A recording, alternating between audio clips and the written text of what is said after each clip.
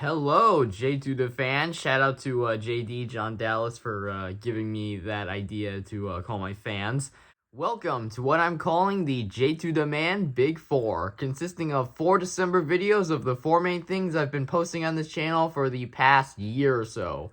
Thomas and Friends movie remakes, rankings, analysis videos on all things animated, and song compilations. I don't know, I thought it would be kind of fun to close 2024 off with this 4-part series consisting of the 4 different types of videos I'm very passionate about making.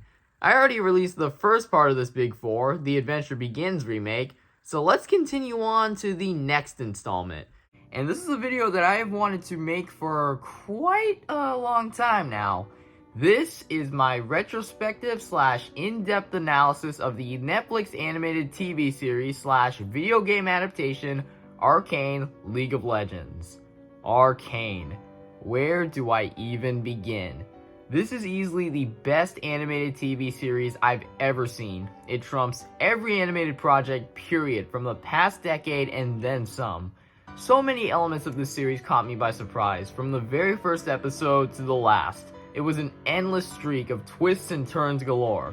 Even the weakest episodes were still really good. Now don't get me wrong, there's a ton of other really great animated shows I've seen, like Invincible or Blue Eye Samurai and whatnot, but those pale in comparison to what Arcane delivers to the table. This video is one I've thought about making for quite some time because there's so much to say about this show.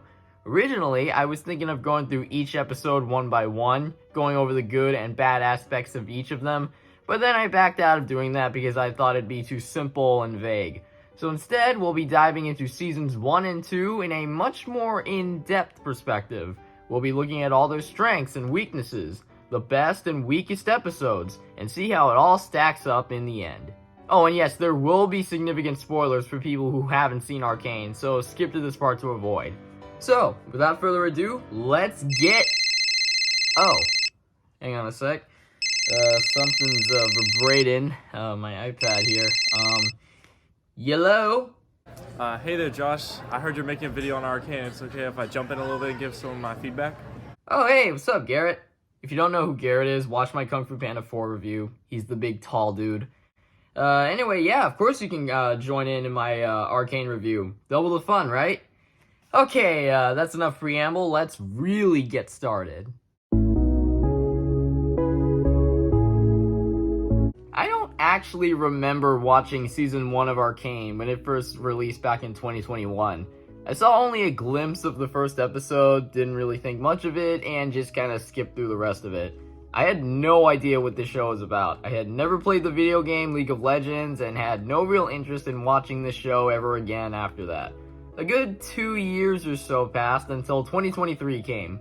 I don't 100% remember how it all went down. It was another chill evening at our house. My sister and I had just returned from school, and I guess we were just skimming through what to watch on TV. It was my dad that suggested we give Arcane another go. We watched the first episode in full, and instantly we got hooked. I don't know what it was that got us into the show again. Maybe it was because of the story, maybe it was because of the characters, I don't know, but whatever the reason, I am so glad we gave this season another go. So I wasn't allowed to watch TV 14 shows at the time. I saw the trailer for Arcane on Netflix and I thought, this looks amazing. I kind of forgot about it for more than a year until I gave it another go and watched it in full. And I instantly fell in love with it. The animation is amazing, the story is interesting, and the music is great. It is all so good. It's been interesting ever since I saw the title. Season 1 of Arcane is simply perfect.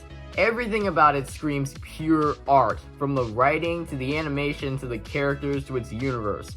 And while it all doesn't correlate into a great video game adaptation, since it's not really trying to be one, it's its own original story entirely, it is nonetheless a great show that happens to be adapted from a video game. Essentially, there are 2 plot threads that are separated into 3 different acts. This entire season jumps back and forth between them, the story of Vi and Jinx and the story of Jace and Victor, as well as a ton of other characters that add to each of these threads, all told in the world of Piltover, the upper city, and Zaun, the underground world. Act 1 focuses on Vi and Jinx's life in the underground city before leading up to them getting separated in the end of episode 3. Let me just say, when I first watched the show, I had absolutely no idea there was going to be a time skip. I thought it was just gonna be a cute show about these two sisters growing up in a harsh reality. Oh wait! Jinx, do you hear me? Milo was right. Oh. Shit, that took a turn. The other half focuses on Jace and Victor as they strive to improve their world by making extraordinary scientific creations.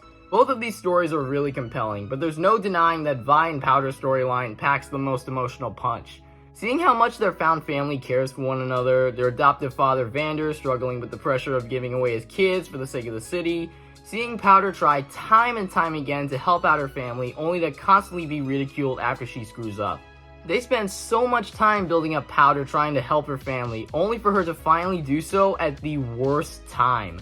It all culminates in such a heartbreaking way and everything all goes wrong. Her family is entirely gone, all because she simply wanted to help. It seems like the worst possible note to conclude on, but that's the point. Everything in this show is supposed to be so tragic that even the tiniest sliver of hope for good isn't always possible. And that's not to say that Jace and Victor's story isn't good either, it just packs less of an emotional punch. It's still an effective story about their friendship and their creation of Hex Tech. All of this stuff packed into one act, and it's only the beginning. Acts 2 and 3 take place roughly 7 years later. One half is focused on Vi meeting and eventually falling in love with an enforcer from the upper city named Caitlin and trying to find Powder, now known by Jinx. The other half focuses on Jace and Victor's struggles in the world of politics and losing sight of their original goal to make the world a better place. I feel like it's around this time that their plotline becomes just as engaging as Vi and Jinx's. Jace is currently struggling in his new role as a member of the council as he tries to keep the peace between the two sides of the city, all the while completely ignoring Victor in the process, who becomes sick and desperately tries to find a cure for it. Zahn becomes more and more restless as Piltover continues to neglect the violence, with Jinx being responsible for almost every attack and ambush. Speaking of Jinx, Vi trying to reconnect with Powder after leaving her all those years ago is probably the saddest aspect of the season, because she realizes way too late that while Powder might still be there on the inside, all that's left on the outside is Jinx. She's changed so much since the events of Act 1, now a deranged lunatic. Everything she says and does is driven by her trauma, as seen from the many times she has hallucinations of the family she killed. Even despite all the terrible things she's done, you can't help but feel sorry for her. At the same time though, she's caused so much damage that you also want her to be stopped, as she's way too far gone now. I think Jinx is one of the most well-developed characters in TV show history. She never knew her real parents, and she's always looking for a role model to care for her in her life. And Vi was kind of that when she was growing up. And when she leaves in the end of episode 3, from her perspective, this is such a gigantic betrayal. She always felt kind of off during her introduction. For her to finally snap and become a villain is so sad. Her arc is definitely very interesting. The same can be said for the main villain of this first season, Silco. In the first act, he didn't really have that many chances to flourish as an antagonist. His backstory and relationship with Victor is definitely interesting, and he is the man who creates Shimmer, a purple drug that mutates anything and anyone who dares come near it, but that was about it. There wasn't a whole lot else he could get from him. From Act 2 onwards, we get to see a lot of Silco, and his character shines a lot more. While he is still the main antagonist, his relationship with Jinx as kind of her new adopted father gives him a weakness that makes him reconsider the stress Vander was facing with his kids that he initially ignored. While it may seem like he only took Jinx in solely for his own personal gain, it's clear in several instances that he legitimately cares for her and sees her as his daughter. Seeing Silco panic when he finds her unconscious after the fight on the bridge, or struggling to give her up for everyone's safety, or even telling Jinx she was always perfect before he dies, it somehow manages to make you care for, or at the very least, pity him. He's a terrible person, but damn it, do I kind of feel sorry for him too. Yeah, I really love his character model and his relationship with Vander and how they were brothers turned enemies. It's kind of a trope to use many times throughout other movies and TV series, but the way they handled it here was very well done. Season 1 of Arcane concludes on quite the explosive note when Jinx finally accepts her new role as a villain and blasts a giant rocket into the council room. Despite how short the season is, it really doesn't feel like you skipped through anything. It's truly a feat to pull off such a straightforward story and nail both the pacing and the characters in the span of only 9 episodes. There's so many other characters and plot points to pick from Echo becoming the leader of the underground citizens unaffected by Silco, or Heimerdinger, who was formerly a member of the council, gets booted off and learns about the underground city and forms an alliance with Echo, Or Mel, who becomes a supporter to Jason Victor's goal of peace, and has a not-so-great reunion with her mom Mbessa when she comes to Piltover to make changes to its system of government. It gives the audience so much to chew on, and while I can understand why it might be overwhelming for some, I personally think that they had the right amount of everything to make it all interesting and compelling, wrapped up in one complete package. It's pitch perfect, and I can't think of a single thing wrong with it. No, seriously, I can't think of anything. Maybe if somebody down below in the comments could tell me what your least favorite part of the season was, let me know. I can't think of anything else right now. Overall, a fantastic season, and a brilliant segue into the next one. Season 1 gets a 10 out of 10, no complaints. Season 2 picks up immediately where the previous season left off, with the aftermath of Jinx's ambush. Half of the council is dead, including Caitlyn's mother, and tensions between Piltover and Zaun are higher than ever. Unlike Season 1, this season has a lot more going on, with so many characters and plot points to keep track of. And while it fumbles a little bit in executing it all together, it's still very impressive considering how much buildup is there until the finale. The story is bigger, the cast is bigger, there's more action, the pacing is snappier, everything is constantly moving, and the characters are continuously put in different situations. You can really feel how much everything has changed following the events of Season 1. It starts with Caitlyn grieving over the loss of her mother and vowing to bring Jinx to justice, and Vi making the reluctant decision to become an enforcer and join the fight. Some people say this decision Vi makes is rushed and a little out of character, considering her hatred for the Enforcers came from them killing her and Powder's parents. But I think that was the point. She completely puts down Caitlyn's initial offer, and the thought of assisting the people who killed her family is difficult for her to handle. But after the ambush during the memorial ceremony, she realizes that someone has to stop the violence caused by Jinx, and the influence she caused the rest of the people of Zaun to succumb to. Not to mention, she and Caitlyn are GFs, so can't let her off all the fun. Dude, those kiss scenes were something. I thought the first one was fine. It was good. It was a good moment, and they did set up the relationship well earlier on. But the other scene when they were together was way too much. They didn't need to go in that direction. Meanwhile, back in Zaun, the citizens of City see Jinx as their savior, their weapon to fight back against the suffering and oppression. It's interesting to see how Jinx reacts to all this, because she initially thinks nothing of this new title until it literally comes right in front of her when she rescues everyone trapped in the prison. It also becomes apparent that Jinx's motives have changed. After killing Silco in the end of Season 1, she no longer has any sort of reason to care about what she's doing, and has no problem killing anyone who stands in her way, even if those people are the remainder of her family. But over the course of a few episodes, all that changes. This is Isha, a little girl who starts following Jinx around after she saved her life from falling off a pretty steep ledge in episode 2. Seemingly having no family of her own and not being able to speak, she slowly idolizes Jinx, and vice versa as Jinx starts to care for her, giving her a second chance at siblinghood as the two become sort of adopted sisters. It's after Isha comes literally out of nowhere into her life that Jinx starts to have a clear heart again. And it's because she has someone to care for after so long that she starts acting more full of life. The relationship together is clear and blossoms very well. Until, that scene. We'll get to that later. And this is only strengthened when, holy shit, a giant mutated wolf appears and starts wrecking the hell out of everything in its path. Oh my god! So it turns out, Vander is alive, now named Warwick, and mutated into the body of an unhinged wolf-like beast thanks to a scientist named Singed. Seeing Jinx, Vi, and Vander reunite after so long is super gut-wrenching and powerful.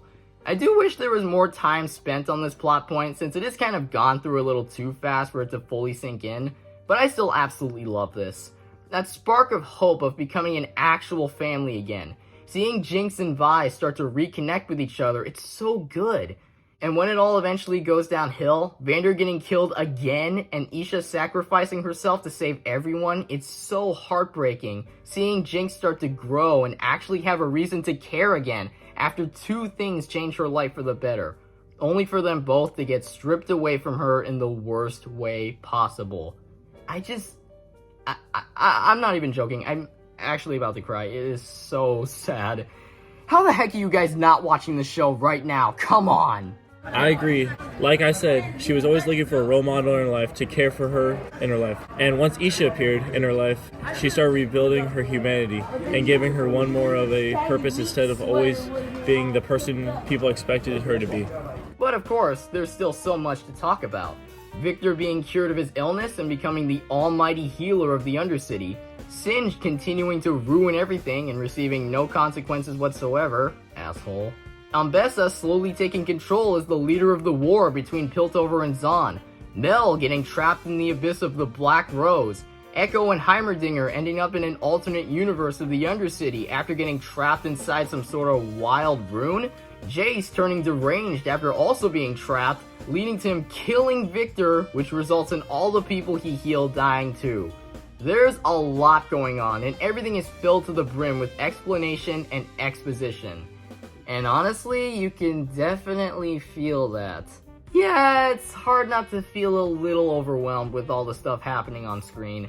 It makes for fantastic storytelling for 95% of it for sure, but with the other 5%, because there's so much the first and second acts build up in order to get to the big finale, it can at times feel rather clunky. And there are some plot points that are played out either too fast or too slow. I wish there was more time to iron out the story so everything flows more smoothly. And while everything does come together in the ending very well, it still feels like there's some stuff you missed out on.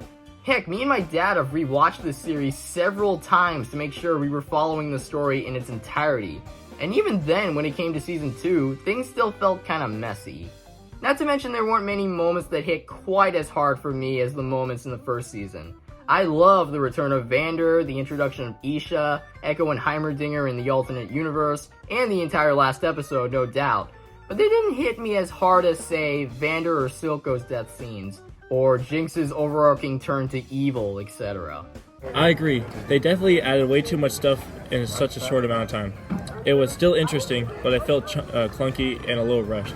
I wish they had put the series longer than 9 episodes so the story flowed better and they made more time for each plot. But I still really liked it. I thought it was good overall. Yeah, don't get me wrong, I still adore Arcane Season 2. I was glued to my couch the entire time and I never wanted it to end. The fact that it's still this fantastic in spite of its minuscule flaws is mind-blowing. So much happens in this season, and yet for the most part, everything is executed brilliantly. It's a certified, modern animation classic, much like the first season. Though the first season feels ever so slightly more complete for me, both because it manages to balance everything that can make a show perfect, and because of its deceptively dramatic and emotional moments. While this second season is a bit weaker by comparison, that does not make it a failure at all. It's heartfelt, it's action-packed, it's cool as hell to look at, it very much is a worthy sequel to its predecessor, and I still highly recommend you check it out. 9 out of 10. Okay, now I've talked about all the major things in the show. There are a few smaller ones I wanted to talk about, but didn't feel like they fit that much in the segments. So I've compiled all the little details here. I need to talk about the music. The music in Arcane is top-notch, and the way the show uses its music is very unique. There are several moments in the show that become straight-up music videos, like when Imagine Dragons appears to play Enemy from Season 1, Episode 5, or Hellfire from Season 2, Episode 3 when the army is traveling underground, or Paint the Town Blue from the same season in Episode 4, showing a montage of the citizens of Zahn beginning to follow and idolize Jinx. The music really helps with setting the stage for each event in the story. And it also helps that the unique stylized animation in these segments make them pop even more. Speaking of animation, the animation is outstanding. They nailed everything in the show. This is some of the best graphics I've seen in animation history, from the set designs of the two cities, to all the different character designs, from all the action sequences, to even the creative visual effects in Jinx's hallucinations. To call this show good looking might be the biggest understatement of the century. Arcane is a visual marvel, blending 2D and 3D animation perfectly, in a way that I would argue looks better than every other incredibly looking animated movie or series out there. We all love Spider-Verse and Puss in Boots 2 and Ninja Turtles and all that, but this is easily the best and most distinct style I've seen all year thus far. If this ain't attention to detail, I don't know what is. Everything in this show is so expertly crafted.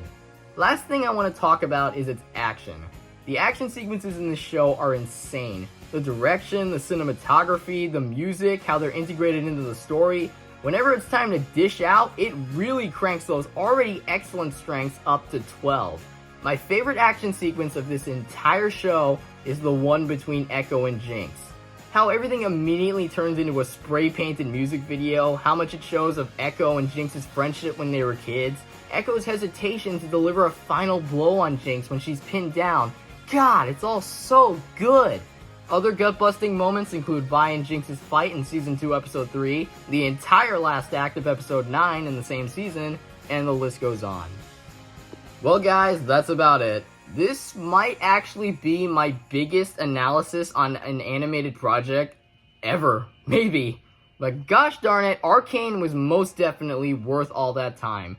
It's the least I could do to show just how much this show instantly made me fall in love with it all. If you haven't seen it yet, please do so, because there has never been, and probably never will be, anything that comes close to the sheer magic it delivers. Before I leave, I thought I might give you my ranking of all 18 episodes from seasons 1 and 2. My personal list goes as follows. Number 18, Welcome to the Playground. Number 17, Some Mysteries Are Better Left Unsolved. Number 16, Happy Progress Day. Number 15, Everybody Wants to Be My Enemy. Number 14, Heavy is the Crown. Number 13, Watch It All Burn. Number 12, Killing is a Cycle. Number 11, Paint the Town Blue. Number 10, Oil and Water. Number 9, The Boy's Savior. Number 8, When These Walls Come Tumbling Down. Number 7, The Dirt Under Your Nails. Number 6, Blisters and Bedrock. Number 5, Finally Got the Name Right.